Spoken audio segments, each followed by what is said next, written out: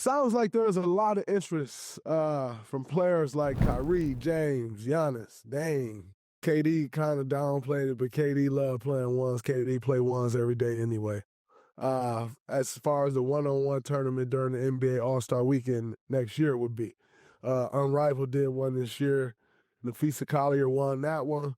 Do you think you ultimately get the best players to participate in a one-on-one game? I think they would do it. I think Giannis would win now. Yeah? Yeah, I think Giannis would win. Whoever can play defense. Is it a dribble limit? You can't have a million dribbles with NBA players. No, you can have 5. You can do 3 dribbles, 5 dribbles. Like none of those little guards can stop Giannis. But Giannis got defense, right? So he can pretty much affect their shot. You should get like 5. You should get a 6-second shot clock rundown. Hey man, I tell you what though. 5. I was about to say 6 seconds on one-on-one. It's a long time to guard somebody one-on-one in NBA, man. It should be catch the ball 5, 4, 3, 2, 1. Yeah, it should be 5 seconds. It'd be dope to see, Kyrie, Harden, all these dudes go at each other who are, incredible one-on-one players in the game itself. To do that for All-Star Weekend, I'd love to see something like that. Shout out to Unrivaled for doing it.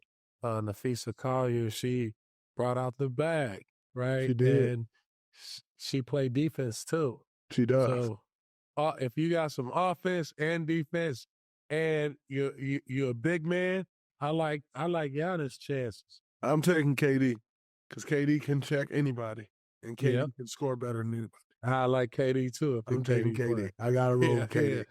Yeah. I got to roll with K. K can guard anybody. He shoot over everybody. Paolo Banchero. Paolo can play for sure. Paolo can play. That's a fact. And he from Seattle. They got the ones. And James Harden. If he get rolling, ain't nobody gonna be able to stop him. That's a fact. But you just said you gotta play defense. Right, but I said if he get rolling. Uno been guarding this year, though. Hey, he been guarding this year. Jeff Van Gundy got Uno guarding this year. He's serious. He's serious. He focused. He got the Clippers rolling. Chris Hayes reported that SGA will represent himself for all on-court decisions. That means he's up for a $300 million contract this summer and joins Joel Embiid as another player representing himself. I know what you think. What do you think about this move? Listen, I think I saw that this can save him $12 million in agent fees.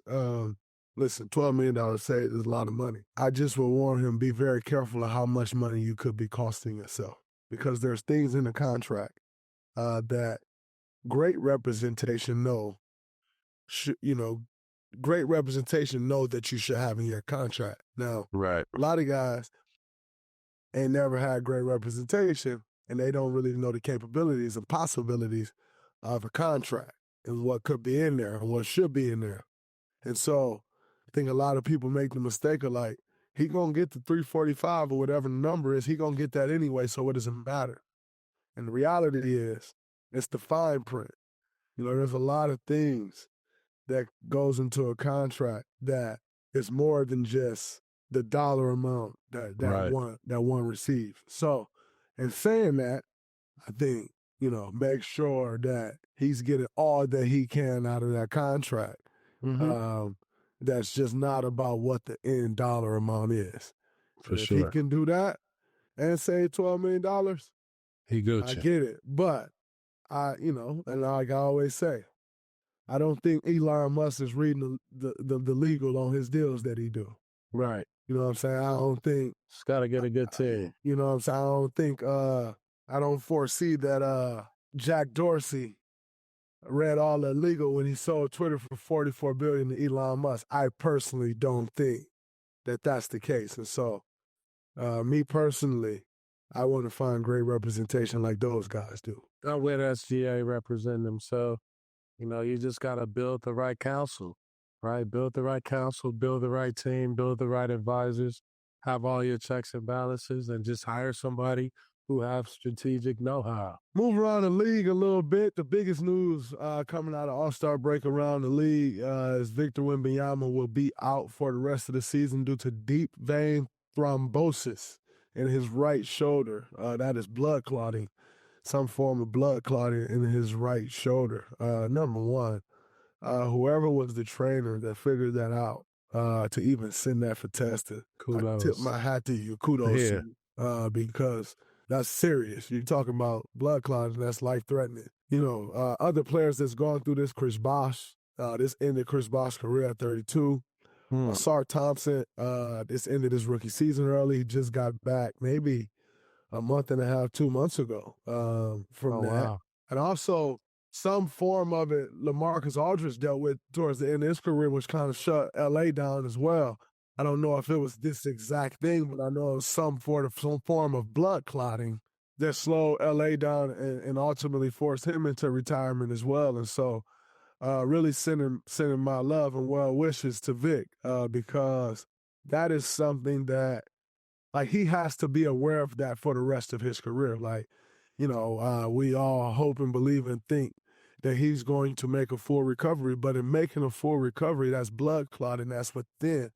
You know, he can't necessarily get on blood thinners because then it make you bruise easily and it doesn't allow you to heal properly as far as basketball goes. And so it's a tough, tricky thing, man, and it's something that he could possibly deal with even once getting past it. And so just sending our love and well wishes to Vic in dealing with this. Big prayers, big prayers.